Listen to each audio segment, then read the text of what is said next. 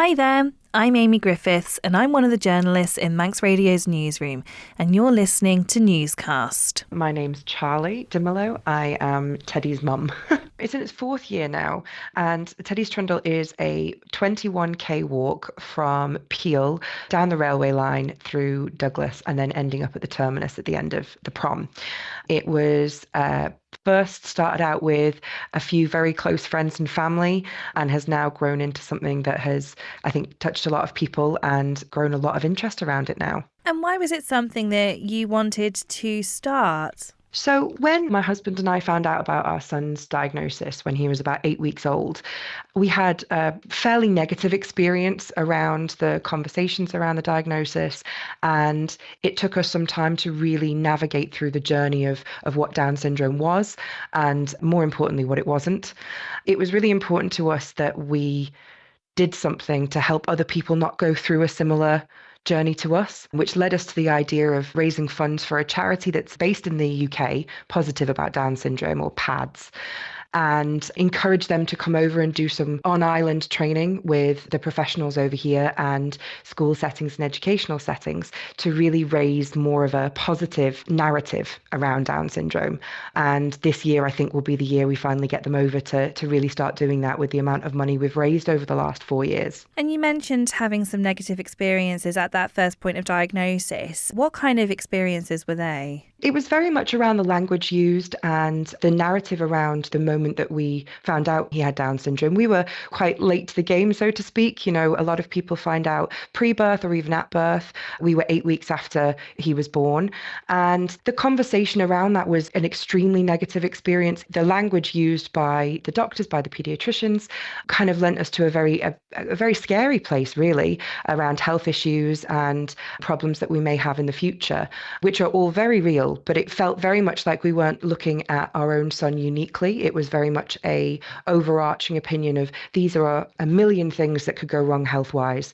And there was no real conversation about Teddy specifically. And it felt like everything that we'd known about our child previous to that had disappeared, and that what we were left with was a list of health problems.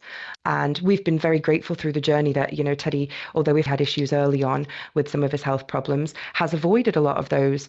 And from our side of things, it felt very much like you were just given every negative possible experience rather than looking piece by piece and talking more around the positive aspects, or at least the neutral aspects of what Down syndrome actually is factually. So tell me about Teddy now then. What's he like? What's his personality like? Oh, anyone who knows Teddy, he is the cheekiest boy. He's 3.5. He gets into everything. I mean, he's like any other toddler his age. He's very naughty. He's got an older sister, and the two of them play incredibly well together, but fight all the time. And he has lit up everyone's lives that he has met in general just by being himself. And I think that's a huge part of what we're trying to spread the love of. And there are many other children on the Isle of Man with Down syndrome who may have had similar journeys to us, and I think have been involved and touched by the way that we're trying to change this narrative. And historically, there has been stigma attached to Down syndrome and those with Down syndrome. Is that something that you've experienced here on the Isle of Man since Teddy's been born? So we've been very lucky that throughout our journey, there have been some touch points, as I said previously, around the negative aspects, but actually through his nursery setting and the support that we've had from various different aspects that have touched Teddy's lives has been a very positive experience. I would hope that that would be similar with a lot of people, but I know that there's also a lot that still needs to be learnt about the individuality and the journey that needs to be supported for children with Down syndrome, and there's still a lot of work to be done on the Isle of Man. Hopefully it's something that can be brought to the attention and really followed through with. I have to say, comparing stories to things that I hear about in the UK and situations that can happen in other places, I feel we've been very lucky with the support and the journey that we've had. Yeah, which is great to hear. And this year's Teddy's Trundle is happening on Saturday. The Lieutenant Governor's going to come along for a bit as well, isn't he? So how does it feel knowing that the community really is pulling together to support you in this and does so year on year? It's absolutely amazing, to be honest. And I think that every year that we have more people involved and the excitement around it grows and the support around it grows, it just shows to me how much, especially on our island, how much community and how much love and support there is for anything like this.